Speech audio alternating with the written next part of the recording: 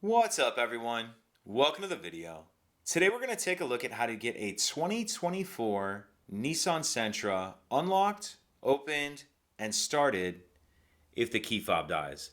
So I've taken the battery out of this key fob to demonstrate. As you can see, none of the buttons are working.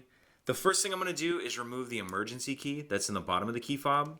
That's done by pressing this release on the back of the fob that my thumb's on, and the emergency key will pull out like that.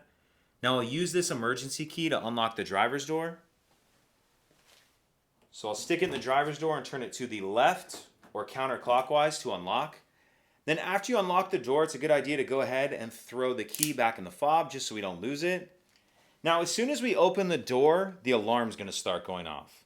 How we're going to stop the alarm from going off is we need to start the vehicle.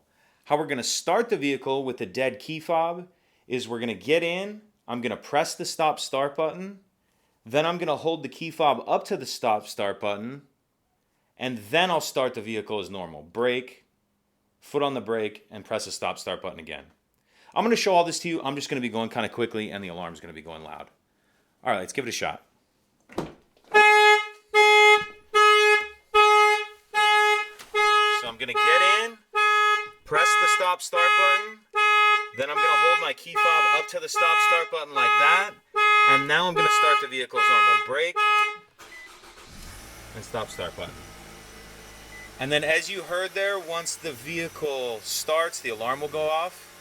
And when you start your car with the dead key fob, in order to turn it off, rather than just press it, if you just press it like that, you'll notice it won't turn off. What you'll need to do is press and hold it down for a few seconds.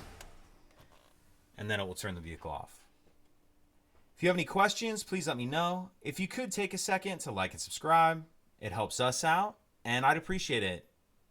Thank you.